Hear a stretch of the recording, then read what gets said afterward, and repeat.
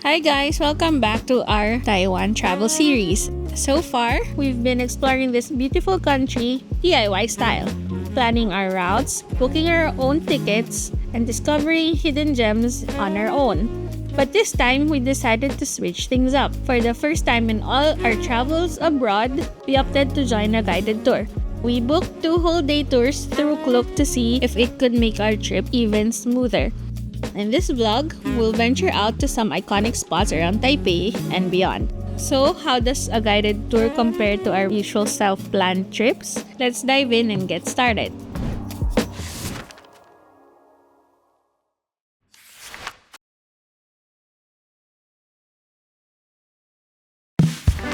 Morning guys from Taipei. Another day dito. And for today, meron kaming Klook tour na sasalian papuntang Hila. Nabigay na lang ako ng details about the tour mamaya. Mag-breakfast lang kami dito sa 7-Eleven. Tapos punta na kami dun sa meetup point. Later na lang. Ito nyo ba kami? Guys, dito lang kami sa gilid ng 7-Eleven. Puno kasi yung yung dining area. Breakfast lang muna bago kami pumunta dun sa pickup point for the tour. Malapit lang din naman dito yung pickup point. In-order namin syempre yung egg sandwich. Tapos yung Yakult. Big Yakult. Tsaka water. Kaya nang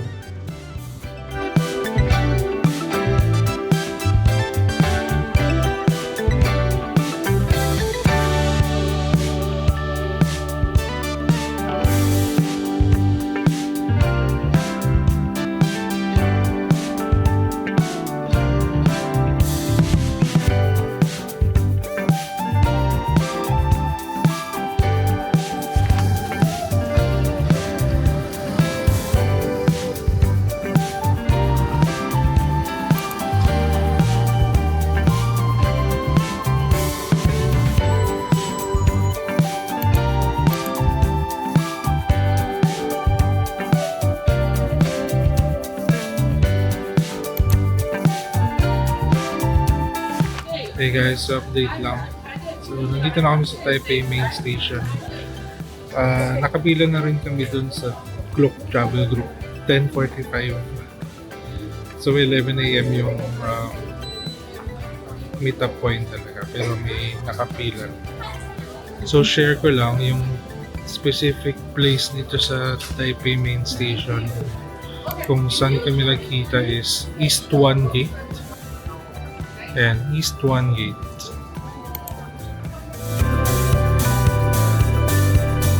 Do you use WhatsApp or Viber? Viber? Okay. Then please scan my Viber. Please put the sticker on so I can recognize you. Group? I don't remember. Group 8. Group 8. Yes. See, that's why I need you to text me because I don't remember. You don't remember. Okay, thank you. Anyone else? Feeling ng mga You don't know. With group bago. number 6. Group number 6. Yan ang- Okay? Raise your hand. Where's group 1? 1? Okay. 2, 3, 4, 5, 6, 7, 8, Hey! 9.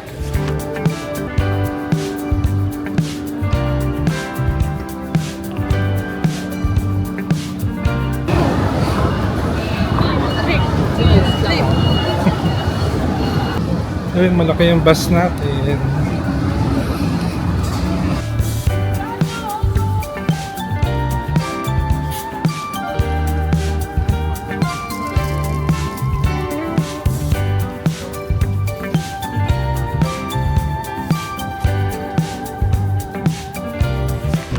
The first place we are going to is Nanyang Museum.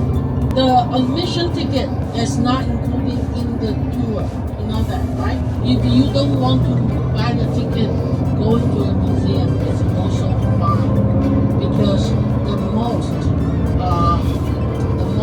special thing of that museum is the building itself.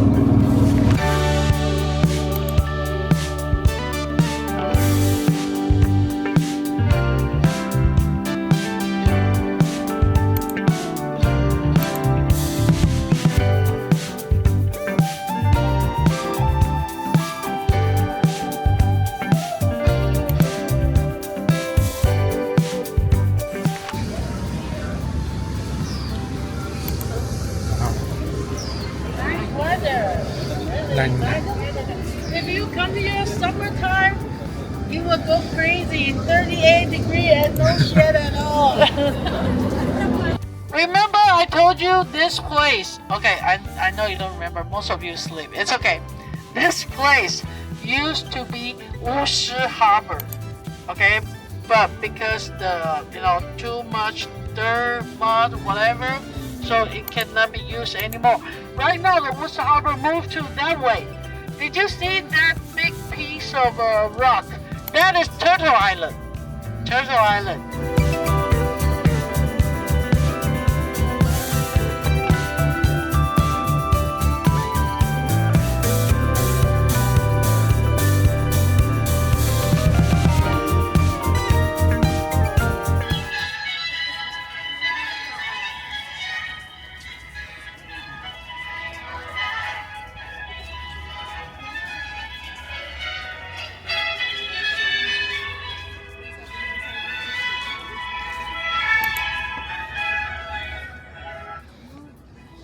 Did you see the music note of the Four Seasons? The black one is the music note. Yeah, the black thing is the music note of Four Seasons. Okay? Yes, we were here. We walked inside, right? The first you saw there, that is spring, summer, autumn, and winter. Yes. Later, if you don't want to visit the museum, you can go around the building. You will see all four structures. Okay? And now, come here. Because they want you to feel it's like the mountain in the northeast coast. So they use different material because mountain has different pattern, different texture. You can feel it. Look, feel it. Some aluminum. Some stone. Yeah, right, let me touch it. Yeah, feel it. Yeah.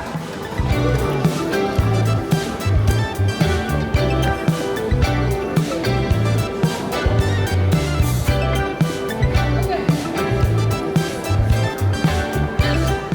If you visit the museum, that's regular exhibition. Okay, the ticket is 100 for adult. This is a special exhibition for kids. Remember, Nanyang plant major rice resource in Taiwan, right? So they introduced the story of rice for you. But even you don't go in to visit, you can still take a picture with Mr. Rice. Mr. Rice here waiting for you, okay?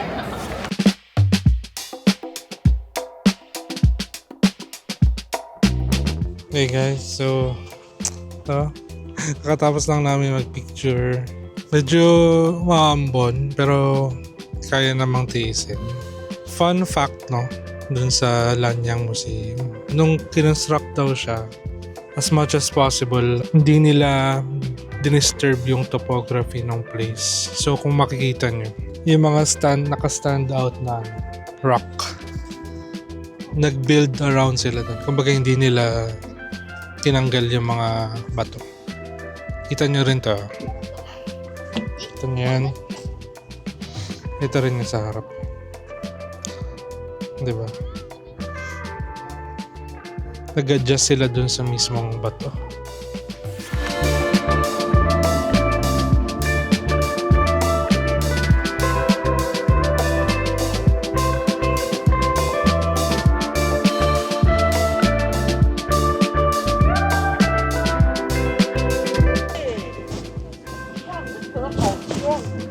The case is so strong. Okay, look here. Cheese. Okay, heart shape. Give me heart shape. Okay, give me flower. Flower. Okay, give me tiger. Tiger. Yeah. Okay, jump off the stage. Go, go, go. Go. Okay, you group 8. Okay, 9.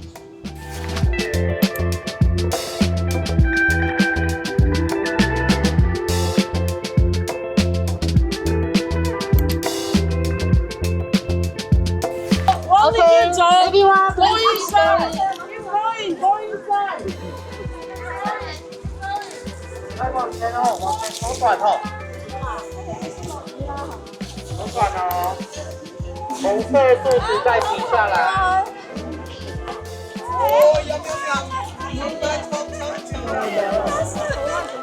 左转哦，左转this way。Copy 啊，this way。Thank you。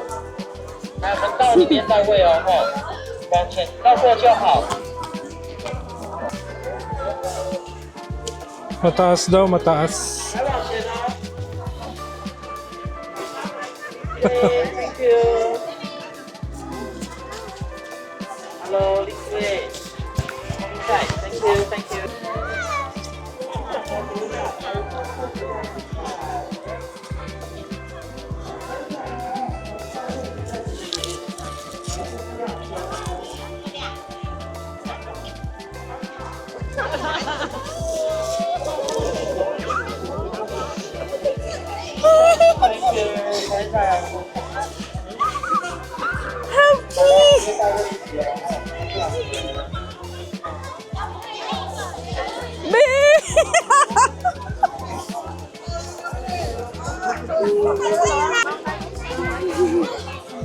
Yung capybara, wala na ba para sa capybara?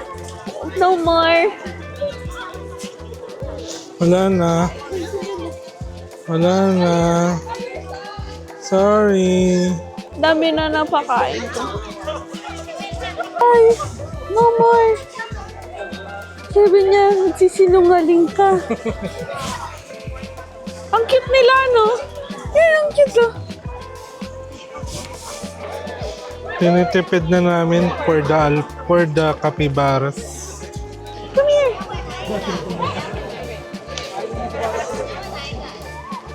Come here.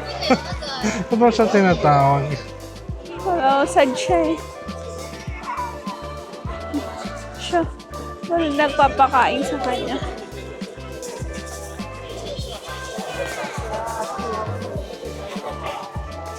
Favorite mo na siya? Nasa mukha mo, anak.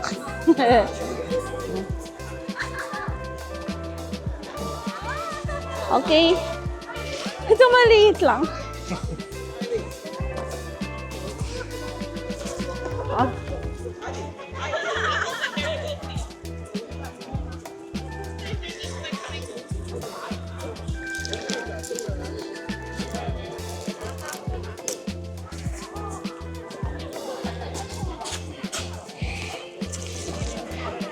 Wala na pang loob na gamit ko na din yung sa... Pero habang nakatalikod siya. Ang cute ng mga sheep. Para silang poodle. Mga poodle. May baby horse. Hindi pala miniature horse lang. Hindi baby. Actually, pwede na tayong pumunta sa area 2. Oo. Hindi na, parang sabi pa sa imimit daw doon, mama. Ano eh?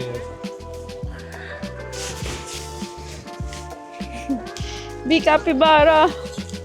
It's baby.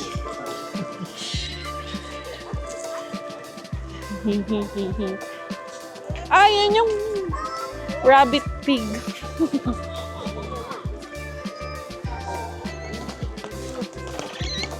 Tumutunog pala siya. Tumutunog sila. More?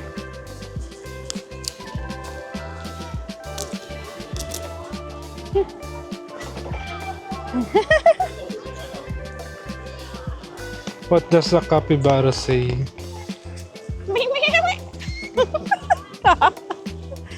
Alam mo, ubos na.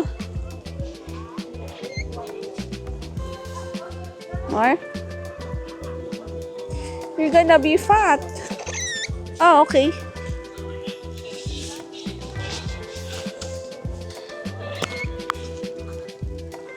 Hello, Mr. Capybara. Are you a miss or a Mr. Capybara? Okay. May albino. Di meron sa likod mo. Ah? Hello. Ma? Wow. Ayun yung baby. Okay. No more.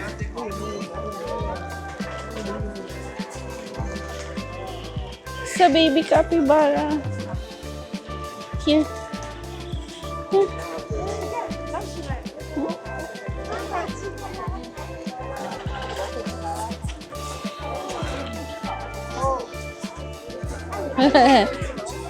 Cute. Baby.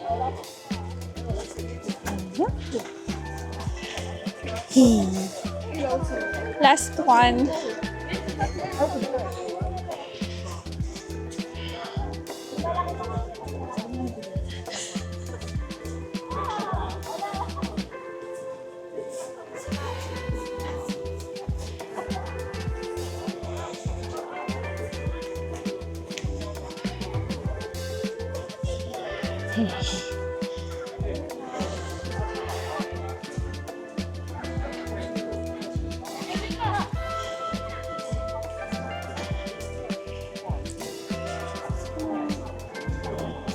Ah. No! Wait!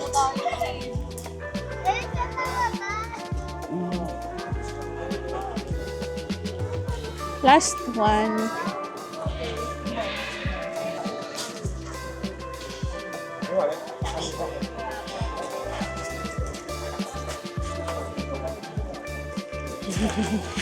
Ay.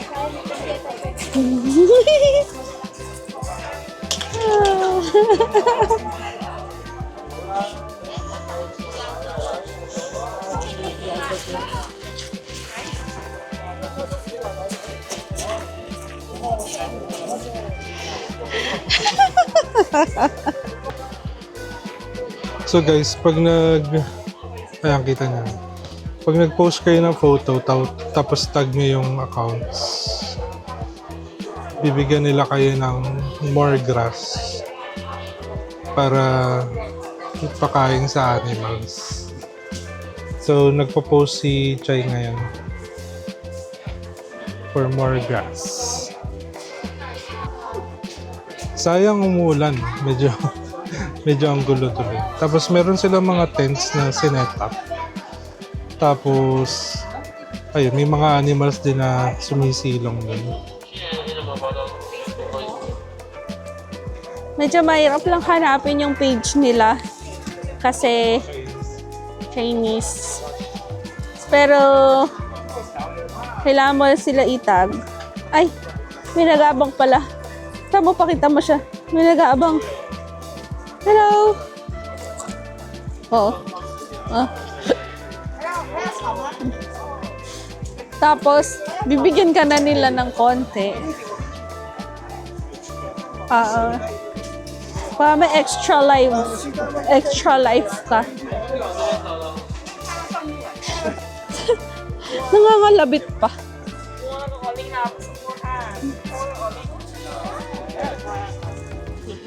No more. Stop.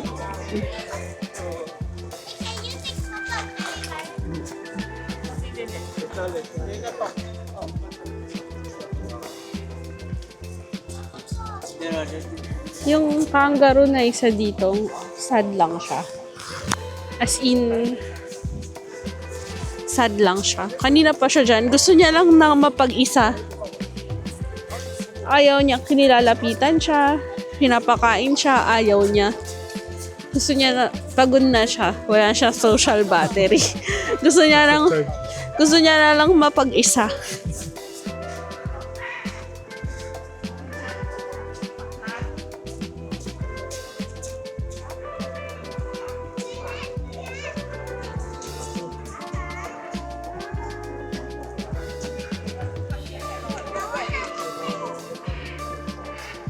Ayan na naman siya. Balance mo yun. It's like a size of the dog. Honestly, like the last capybara the capybara like doubled its size.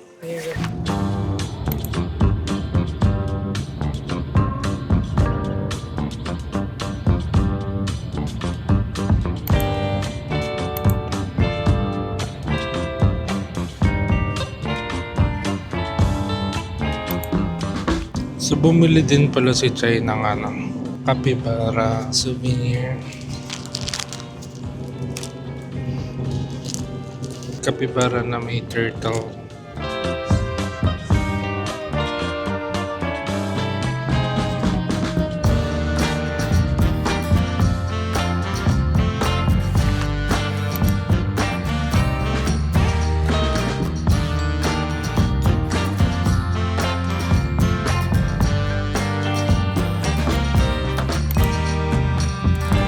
This place, they were established in 1915, and the Forest Railroad was established in 1924. So this year is 100 years anniversary of the Forest Railroad.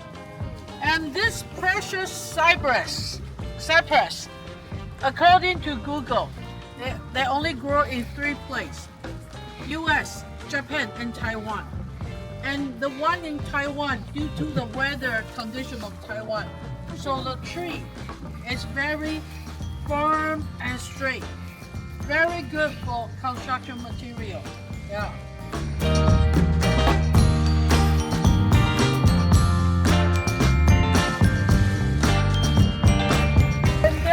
When they transfer the log to here, they roll it down to the pump. Yeah.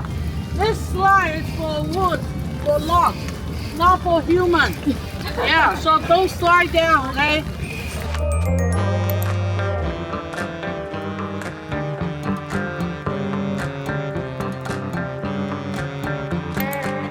Hey guys, nandito kami sa last stop ng tour, Ludong Night Market. So dito na rin kami magdi-dinner.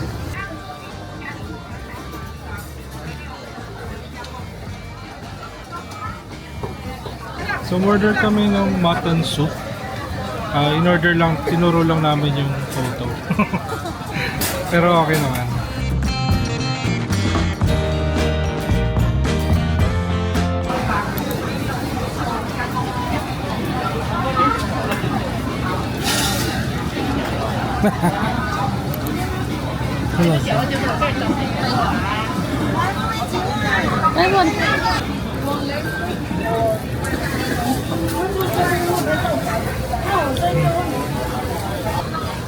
Parang siyang bulalo type, pero mas deep yung lasa. May parang herbal taste. Tapos may sweetness din eh. Parang medyo matamis. Sarap siya. Pero malakas yung taste ng lamb. So, prepare na lang.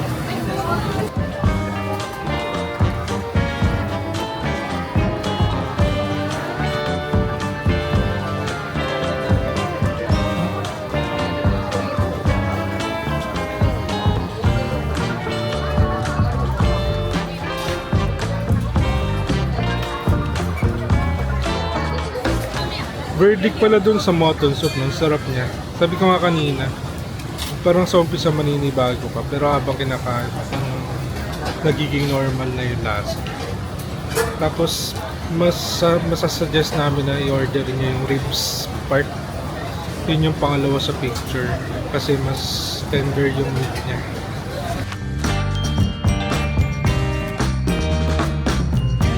Ano yan? Spicy. Spicy what? Lugaw. Ito yung hinahanap ko. May malapang dating yung mga malalaking chicken.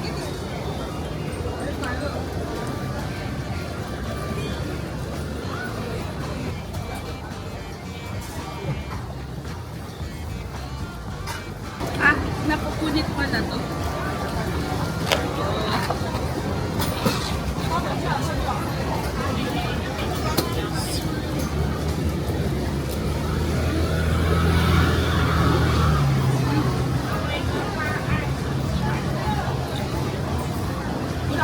Hey guys, so tapos na kami mag-dinner.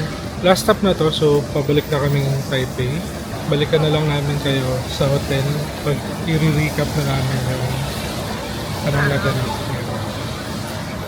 Bye! Hey guys, so dito na kami sa hotel. Doon kami binaba sa same place kung sa kami pinick up sa Taipei Main Station. Tapos from Taipei Main Station, nag-metro na lang din kami pero one stop lang siya. Kasi di ba kanina nga nilakad natin siya. Pero since umuulan, nag-train na lang tayo. Well anyway, our quick recap nung day natin. Wait, magsa-story time muna ako. Sige, story time. Story time. So sabi ko nga dahil hindi natin hawak yung oras natin, no? Quick story, kanina nung pauwi na kami. Hindi pa kasi ako na si CR, as in nawiwiwi noong pauwi na, nung pagsakay ng bus. Tapos meron kasi bumili kami ng tea na malaki. So, ininom ko na siya pagsakay na ng bus. So, syempre ako, confident ako kasi sabi ko, habang nandito pa, hindi pa naman ako na si CR, hindi pa ako nawiwi. Naubos ko sa loob ng bus yung malaking gano'n. As in large order siya ng drink. Wala kasing sizes na available, as in one size lang siya. Yung largest, kumbaga pag sa atin, yung large na order ng drink, yun yung inaubos ko. Hindi ko naman din expect na mag-CCR ako, as in mawiwiwi na. So the whole trip was about 1 hour. Naramdaman ko siya noong basically 5 minutes or 10 minutes in the biyahe. So, sipin po kung 1 hour yun, 50 minutes ako nagpigil ng pee. Sabi ko kay Mark, mag-chat siya doon, mag-Viber na siya doon sa tour guide kung meron bang mahihintuan. Sabi niya pa sa akin kanina, hindi, hintayin mo na, pigilan mo na, ganyan-ganyan. Tapos, kasi nasa expressway na kami. So, ang ending, hindi rin kami nakahinto during the kasi nga nasa expressway, walang stopover na walang pwedeng pag-stopoveran. So, pinigil ko yung wiwi ko ng 50 minutes. Okay, lesson of the story. Mag-CR na kayo, pilitin nyo mag-CR bago kayo sumakay ng bus, lalo kung nasa tour kayo, kasi hindi sila mag-a-adjust sa inyo. Not unless super special case or emergency case na. Pilitin, kahit di pa kayo na mag-CR na kayo. Or, better yet, wag na kayong uminom ng madaming-madami pag nasa bus at alam nyong mahaba yung biyahe. Umabot ako doon sa Taipei Main Station. Pagbaba, inunahan namin lahat ng, sabi ko kay Mark, pagkadating doon, i-block mo na agad yung tayo ka na agad. Buti na lang din, malapit kami sa pinto, nakaupo. Kasi kung hindi, feeling ko, hindi talaga ako aabot.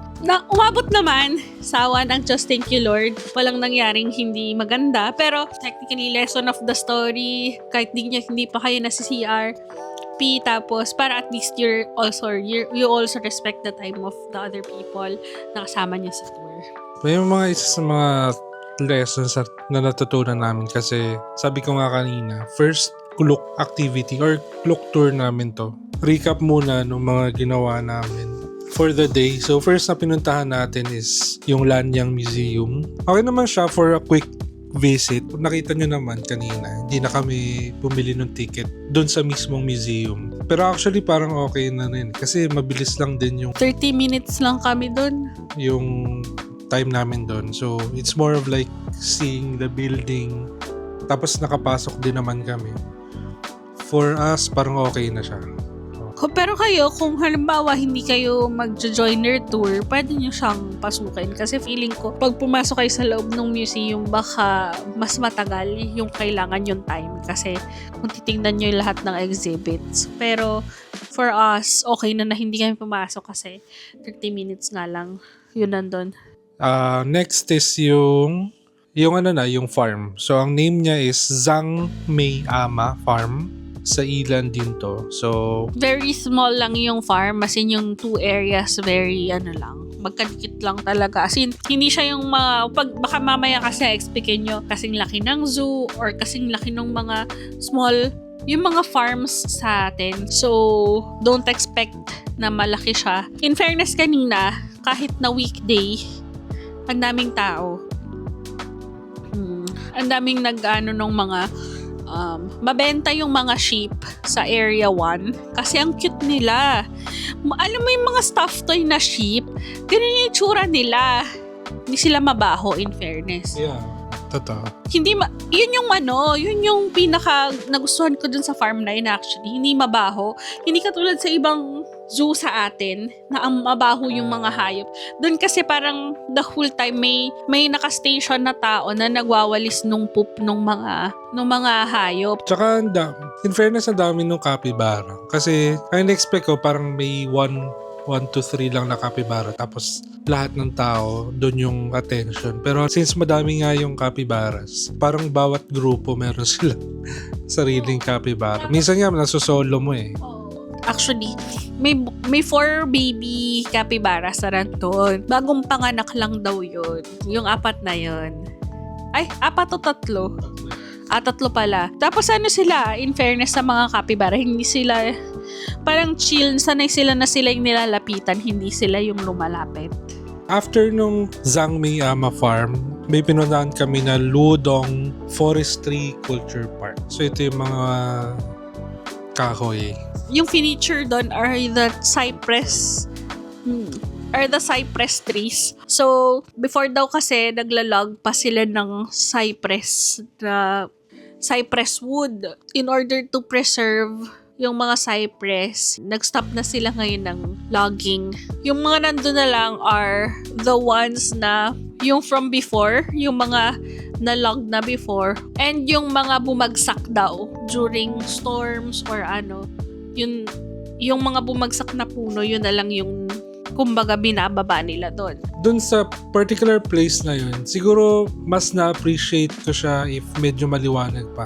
Kasi nung pagdating namin doon, madilim na. Bawas na yung visibility nung buong area. Then lastly, is yun nga, yung napakita naman sa video is yung Ludong Night Market. Surprisingly, na-enjoy din naman namin siya. Kasi merong ni-recommend si Cypher, yung Cypher yung pangalan niya, yung tour guide namin, na sikat na place doon sa at least alam na namin kung ano yung pupuntahan, which is yung lamb soup. Yun daw yung specialty. Ayun, nabigay na naman namin yung review nung soup. Surprisingly good. And also yung yung giant chicken na Giant chicken. Pichay. Sarap. So, apparently yung night market na yun is U-shaped. Sabi lang sa amin ni Cypher, kung food ang hinahanap, yung street na pinasukan namin hanggang yung pa-curve, yun daw puro food. The other side, mas more of toys and novelties na yung mga binibenta doon. Hindi na rin kami masyadong lumuob kasi umuulan, tas may mga motor na pumapasok dun sa street. Hindi siya puro pure pedestrian lang yung nandun. So, hindi na kami lumuob. Pero, buti na lang yung recommendation niya na, nirecommend na lamb soup place is nasa bungad lang din. So, walang masyadong Be prepared lang kasi kung halimbawa small group kayo or mag-isa ka lang, isasama nila sa table ng ibang tao. Usual practice naman siya dito. Kaya kaya hindi ka pwedeng maarte, hindi ka pwedeng mahiya, dapat Gina G ka lang. Kasi hindi ka naman required na kausapin sila. Sila naman yung naghahanap ng table for you. So, hindi naman ikaw yung, may I sit here? No. Pa rin naman, introvert friendly pa din naman. Kinausap lang namin is yung nasa store, sabi niya, how many? 2. Tapos siya na yung naghanap ng upuan sa amin. Siya yung kumausap dun sa nasa table. Then, yun, muwi na kami. So, clock tour ulit tomorrow. Jufen, Shifen, tsaka Geopark. So, sana wag umulan para hindi kami madulas bukas.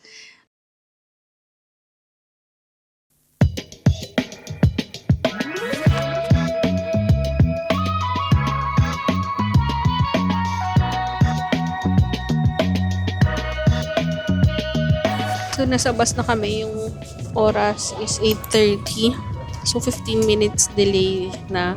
Mas organized yung tour kahapon compared to today. Yung tour guide ngayon, medyo mano-mano siya. Older woman siya na nakapapel pa lahat. Tapos may nada siyang box na gano'n. Tapos hindi kami di sticker, di ID kami ngayon. Yun. Medyo puno din yung tour today. So up until now, hindi pa rin kami umaalis. May hinihintay pa yata kasi may kausap pa siya sa phone sa labas. Sana hindi ma-take off yung sa time na isi-spend namin doon sa 3 puntahan namin. So yun, waiting na lang kami tapos I think gugo na. Umakyat na siya eh. So gugo na siguro. Baka iwan na yun. Nagpa-final count na lang.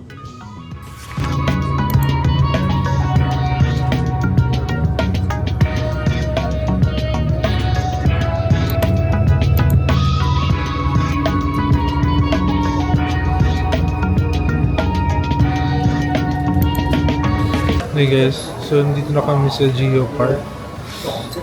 So maling decision na medyo light yung nasuot natin. Dapat dito pala tayo nag-heat tech kasi sobrang lamig. Ito mo. Tumatag sa jacket. Pero yan, kaya nag-CR lang si Chai, pero start na natin yung tour in a bit.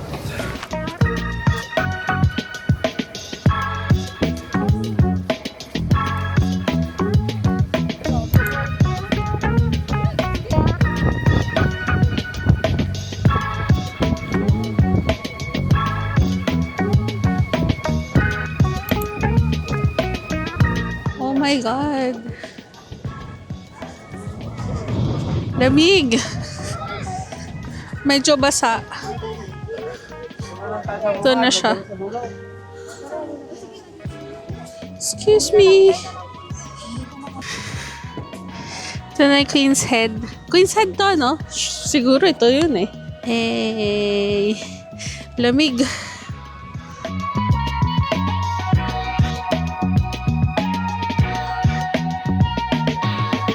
So, kaya nagkakaroon ng rock formations dahil sa ng hangin tsaka water. Dahil di ba na malapit siya sa dagat. So, nakakarve ng hangin yung mga rocks. I think hindi naman talaga simulan ganito before. Baka mas malaki itong rock formation na may konting butas tapos inaano lang ng hangin. So, medyo may konting mga rock formations dito. Yung pinaka-notable lang yung Queen's Head, I think. Hindi ko masyado nabasa yung nandun eh. Kung ano pa yung meron dito. Pero, yun lang yung distinguishable na rock formation na nakita namin so far. Tapos, bawal hawakan yung mga rocks kasi sabi nung tour guide, yung temperature ng kamay natin is very different na nakaka-damage siya noong rocks. So, dito din sa area na to may red line na doon. So, ibig sabihin, do not cross kasi ibig sabihin, medyo dangerous na doon. Pwede kayong madulas, mapupunta na kayo doon sa dagat. Or, baka mabagok yung ulo nyo pag nahulog kayo doon. So, hindi na kami makakapunta actually doon sa pataas na area doon kasi limited yung time namin. So, actually, hanggang doon lang kami sa may bridge and then kailangan na namin bumalik kasi we only have up until 10:50 to explore yung area.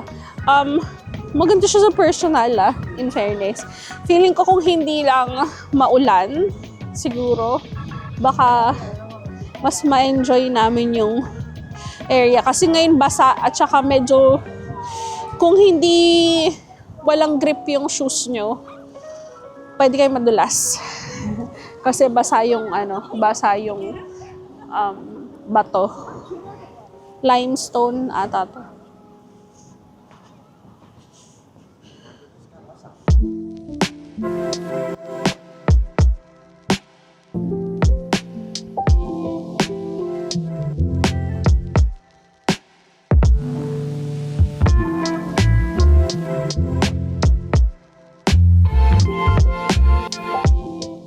Right after a visit to Yelyu Geo Park, the rain really started pouring non-stop for the rest of the day, making it difficult to continue vlogging as planned.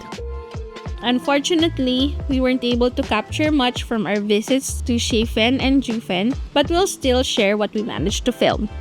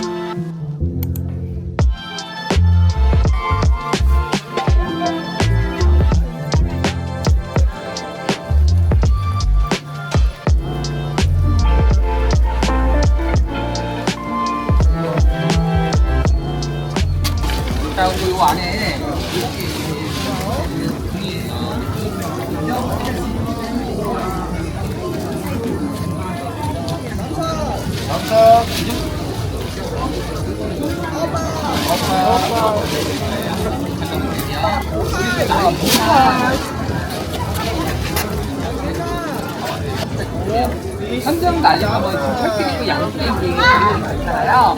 그런데 모든 부분에서 쭉 올라갈 수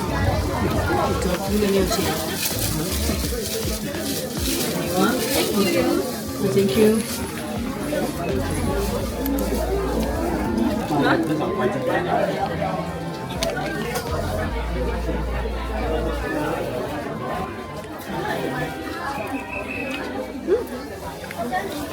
Lumpia wrapper ba? Hindi. Parang thin bread.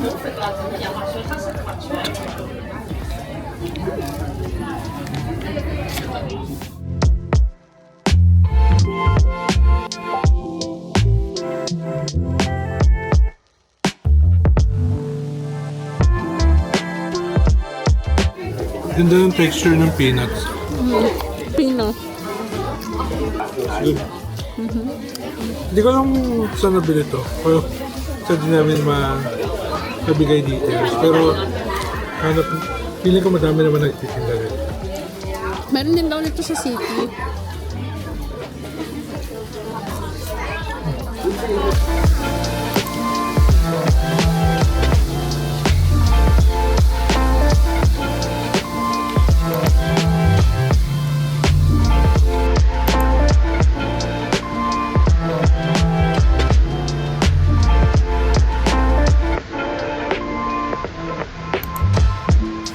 Hey guys, nakikita nyo, Shifen Waterfall. Medyo ano lang no, madaming stairs yung mismong observatory area.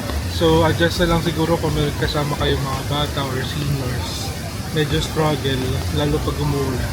Pero yung worth it naman yung makikita nyo dito.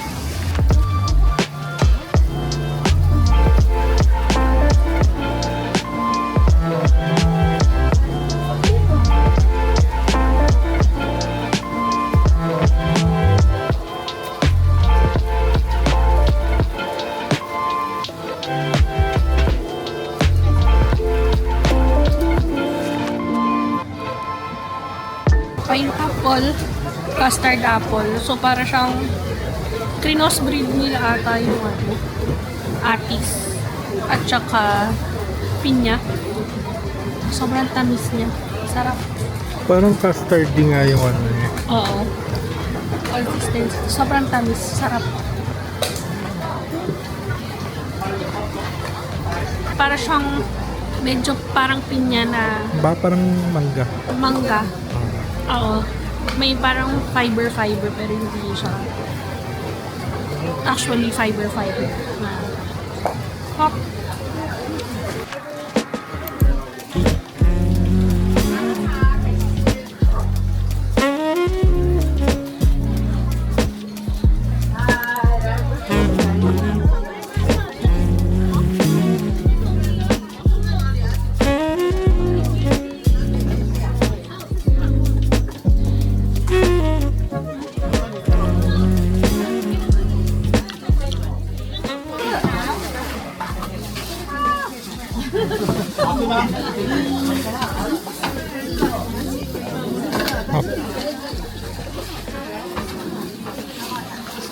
So update lang, nandito na kami sa Juken.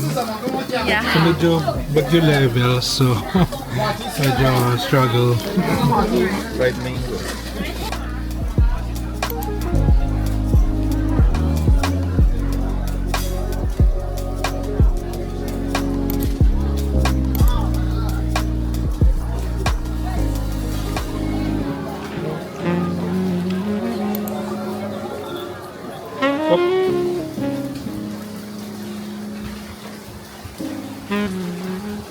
Yung famous tea house na sabi nila dito daw minodel yung sa Spirited Away na sa Ghibli na cartoons.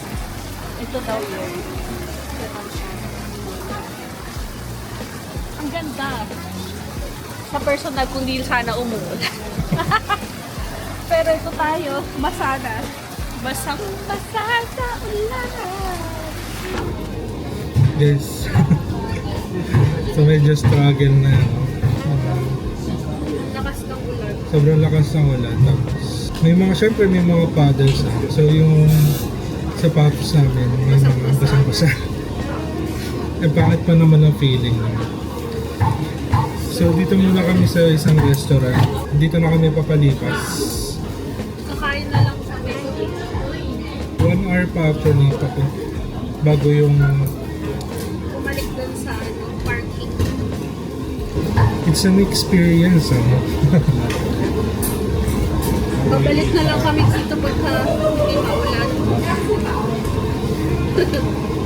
Akala pa man din namin medyo hindi ulan lang. Kasi kahapon, sabi sa weather app, 55% of rain. So umulan buong araw. Pero today, supposedly nasa 10% lang yata na mas katilang lang. Eh, hindi. O dahil nasa mountains sa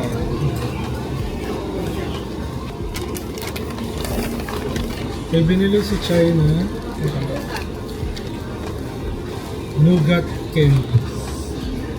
Nougat.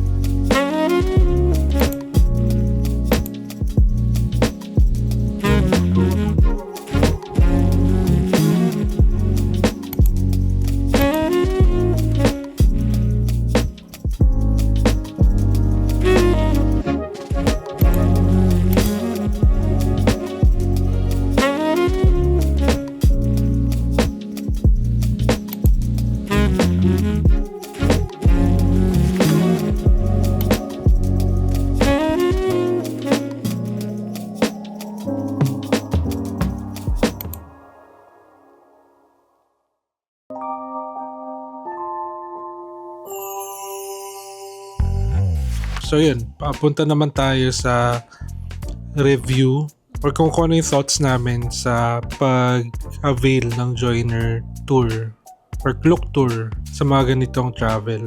Personally, no, may pros and cons siya. One pro is yung biyahe mas comfortable, lalo na pag sobrang layo. Like yung pinuntahan namin, hindi ka na magta-transfer ng train, bus, hindi mo na kailangan mag-navigate. Tapos may itinerary na talaga na susundan. Which leads me to yung first disadvantage. Since programmed na nga siya, posible na merong mga places doon sa itinerary na kung ikaw yung nagplano, kung DIY mo, hindi mo na pupuntahan. Diba?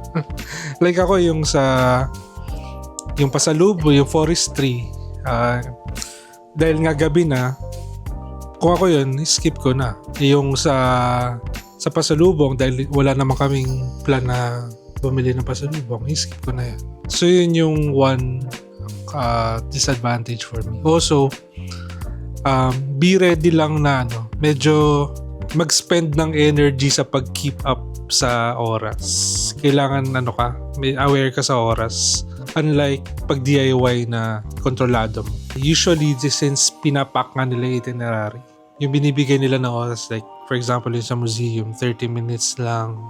Isipin mo yung binigay sa amin na oras sa night market is an hour. Feeling mo mahaba yun, pero nung kami kanina parang, kailangan natin bumalik. So, mga ganong time. So, di ko na pababayin siguro. Pero generally, okay naman siya for me. Pero hindi ko gagawin like buong travel ko. Kuwari, I have 7 days out of the country trip. Hindi lahat yun is look. Hindi lahat siya tour.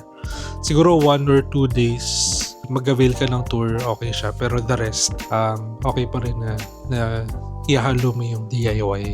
Yun lang. Madami naman din yung pros. Yun nga, na-mention na ni Mark yung iba.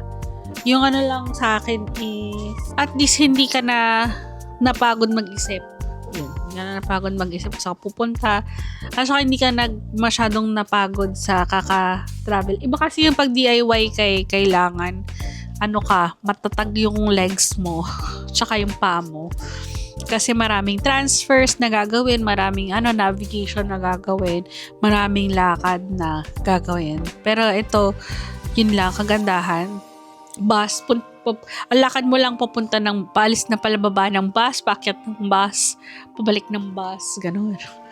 Tsaka yung mismong pinuntahan nyo na. Nga lang is, hindi mo hawak yung oras mo. Kailangan sumusunod ka sa schedule. Kasi pag ikaw yung naging cause of delay, halatang halata, kitang-kita ka, alam na kayo yung delay. Pero dagdag ko pa, as in wala silang grace period. As in, pag sinabing 6:05 talaga. Kumbaga, hahanapin ka na talaga pagpatak ng 6:06. Kaya nga, yun lang. Hindi mo kasi hawak yung oras mo. So kahit na naiihi ka na siguro kung pag kailangan na umalis, wala, tiis ka. Ganon. Tiis ka siguro talaga. Pero, kagandahan pa rin is mas marami kang mapupuntahan compared sa kung magdi-DIY ka. Medyo ibabalance mo no? Kumbaga, mas marami kang mapupuntahan, pero for sure, may mga 1 or 2 places doon na hindi mo naman trip. Kung DIY mo yun, pwede mo i-customize. Kumbaga, tanggalin ko na tong place na to, dagdagan ko yung oras ko dito sa trip kong place. Mga ganong type. Which is di mo magagawa pag nasa tour ka. Pero, recommended ko siya for families with seniors at saka with kids. Kasi hindi kayo mahihirapan magkaray ng baby or ng toddler nyo or ng kids ninyo, and hindi mahihirapan yung mga senior na maglakad-lakad ng malayo or magmamadali, ganon. Hindi, kasi kumbaga may option sila, yung mga seniors magkakaroon ng options kung gusto mo pa bang bumaba dito, if not, magstay ka na lang sa bus, diba? At least meron siyang isang place na panagsistay-an. Yeah! Yun lang. Anyway, papahinga na kami. Subscribe kayo if na-enjoy kayo sa vlog. Like and subscribe. And may mga susunod pang video sa ating Taiwan series. Yes. Bye. Bye.